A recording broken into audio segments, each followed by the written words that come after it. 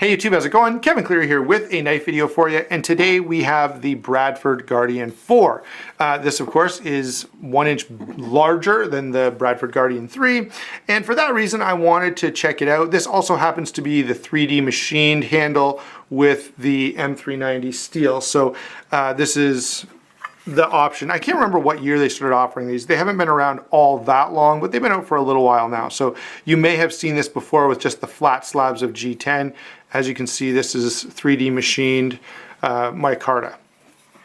By the way, I used the Kydex sheath for it. It came with a leather sheath, and I'm really not a fan of leather sheaths in general, and especially the one on the 4. The 3 is a little better because it's set up for horizontal carry. It's still not ideal. On either one, I would prefer the Kydex sheath. Okay. The other thing that I prefer, or the other thing that I like about this one better than the 3 is the ergonomics and the edge geometry. So we'll talk about all of that kind of as we go along here. Let's go ahead and get into size and weight on this knife. So this knife is 9 inches overall. It's 9 3/4 when you add the sheath to this.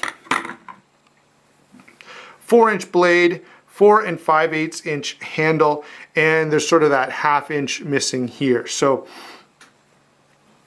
that comes up with your 9 inches overall. Now, one thing you should be aware of is, depending on how your jurisdiction measures knives, if there's a 4-inch limit on fixed blades, then this might be over it if they take this into account. However, if they measure from here, then it won't be. So that's something to kind of think about or figure out if you want to, if you wanted to carry this sort of as your EDC knife, and there is a fixed blade length limit where you live. That's probably important to keep in mind that some places may consider it 4.5 or 4 5/8 inches, okay?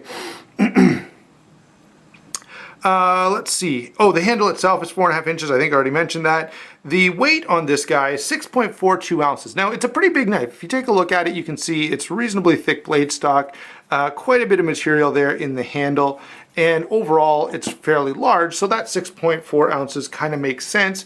If you add the sheath, you're adding another 4.2 ounces for a grand total of 10.6 ounces. And so you're going to be around, I would say, 10 ounces, depending on which way you carry this. Consider the fact that you could put a bunch of different clip options on this, or you could be using the leather sheath. So in terms of an actual weight, the knife itself is going to be 6.42, and then it's going to depend on what sheath you add to that, how heavy it ends up being overall. Let's go ahead now and take a look at this blade. It is a really, really good one. Okay, so stonewash finish on M390, very high flat grind, pretty thin behind the edge here. So this is actually, this is a knife that's extremely versatile.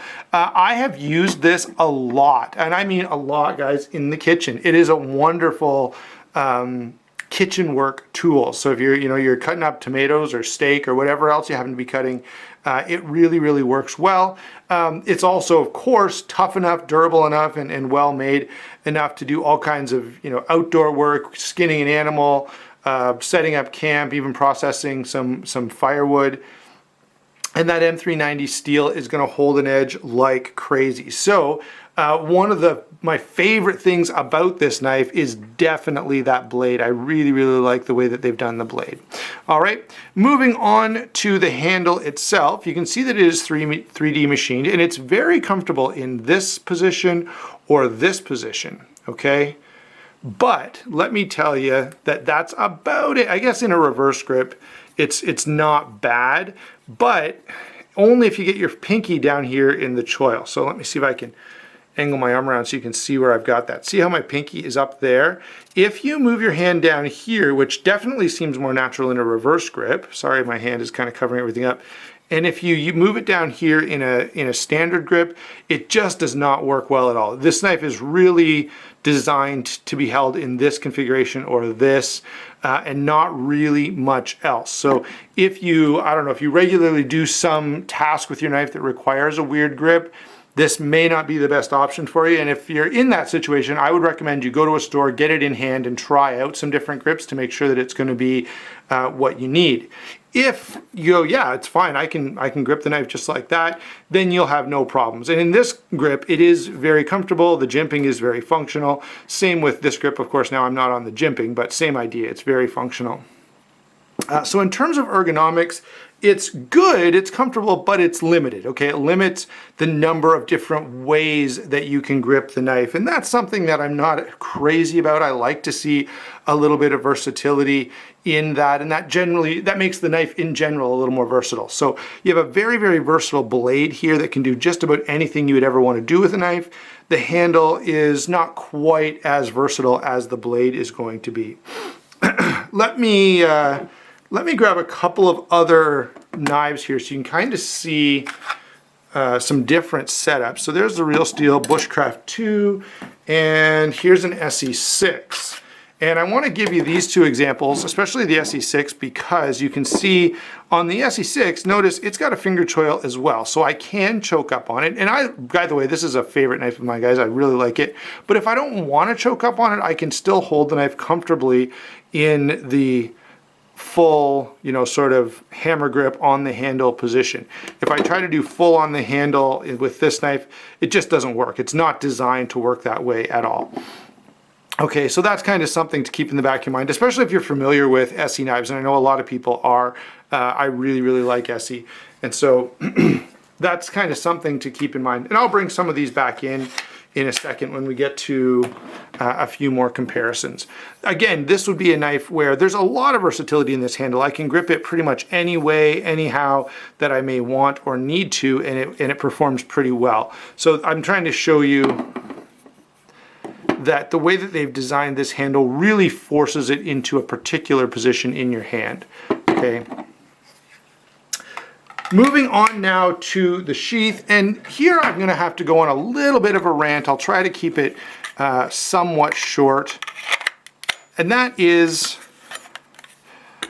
that this knife ships with a leather sheath. And I kind of think that's a fail because it's just not versatile enough. It doesn't give you multiple carry options. It means you have to wear a belt. If you're a person that doesn't wear a belt, if you're a person that wants to be able to take a belt on and off, there's a lot of different reasons. Or if you want to be able to take the knife on and off of your person without undoing and doing up your belt, the original leather sheath that it ships with is just not ideal. So the Kydex is definitely a big upgrade. You can carry, and this is how I've been carrying, you can carry this way. You could flip this over to this side, of course. You could carry tip up left or right side. You could carry tip down left or right side. You could carry tip up, with molly webbing or on a strap of a backpack or anything like that. So with the Kydex, you get tons and tons of options. And this is a well put together Kydex sheath. No shake at all, great retention. And I did a bunch of testing before starting this video. The one thing I hadn't really done was try to get the knife to fall out of the sheath. I've never worried about it, but I thought, well, I better just check before I make the video. And I tried all kinds of things and couldn't get the knife to move unless I purposefully, extracted it from the sheath. So I've got to say, in terms of the performance of the sheath, just the general usefulness of it, big win. I'm definitely a fan of the Kydex sheath. Let me tell you, I've tried about 3 different clips on here. I've tried an SE clip. I've tried what are they called? The Tech Lock clips with the pinching thing here. And this is the one I settled on. It doesn't fit the holes perfectly, and I've got it in this configuration for now. And what I figure is if I settle on this particular configuration, I'll drill a hole in here so I can get an extra screw there. As it stands, I've been carrying it a long time with just the 2 screws in it. It works fine other than the fact that you can get these 2 sides to wiggle a little bit, right? But other than that, it works really, really well with this K-bar clip. And by the way, these clips you can buy on Amazon or eBay, a few different places, and they work really, really well. Of course, they're not made for everything else. They're made for K-bars, but I really, really like it for a number of different options. So that's the sheath, and a little bit of a note about that clip. This is one of those things that is a little bit of a frustration, especially for higher end knives. They seem to want to favor leather, and I understand that they're trying to appeal to traditionalists, but the leather sheaths are something I'm just not into. Not that they don't look nice or that they function reasonably well, but they just don't give me the versatility that I want. Okay, let's get a couple of comparisons going here now. And the two things that I primarily see this being is, this is a knife you could carry with you as sort of your outdoor kind of camp knife, or it could be an EDC knife. And so I've tried to bring in a couple of examples of both of those. As you know, my favorite EDC knife is this guy, the Rake F815 here. Great size, great weight. It's just super slim, super lightweight, super unobtrusive to carry. Really, really love this for an EDC knife. And you can see that the Guardian is much, much bigger, even though, look at how the handles are actually pretty close. All right, so obviously you're getting a lot more cutting ability with this, and that's one of the reasons I said this really shines in the kitchen. You've got a lot of cutting edge to get some of those bigger cutting tasks done that this guy wouldn't be that suited to. But that does mean, this size does mean this is a little awkward to EDC, where this guy, I've EDC'd a fair bit and had no problems with it. This one I find I can occasionally use as my carry knife for a day, but it's not ideal in all situations, okay? Let's see, what else have we got here? For some outdoor knives, get the SE6 back in here. Can I get it all in frame? Not really, but there it is compared to the SE6. Of course, the SE6 is going to be more of a camp, survival, outdoor type of knife, and has a little bit more, what would you say? There's some applications that you could do with this that you wouldn't be able to pull off with this, but there's also quite a bit of overlap. Anything outside of chopping, both of these are going to work fairly well. The SE is probably just a little bit tougher because of the steel choice, and of course, the SE sheath is very good, really good retention, and these SE clips again are really, really good. I could be wrong about this, but I want to say the SE 3s and 4s come with a smaller, a variation of this where this clip here is down here. And again, this is the same style of clip that just holds onto a belt like that or a pant waistband. And I really, really like those kind of clips. One more, and this again is going to be, oh, actually I've got two more. So let's pull in a couple of sort of outdoor use bushcrafting type knives. Both of these, I guess the Mora is marketed a little more as a bushcraft slash survival knife. The Real Steel is specifically called just a bushcrafting knife. So you can see that these are obviously a little bit smaller. They both have the Scandi grind, but these are also knives that people are pretty familiar with, so should give you an idea. And there's the difference in blade. So that's something to consider here.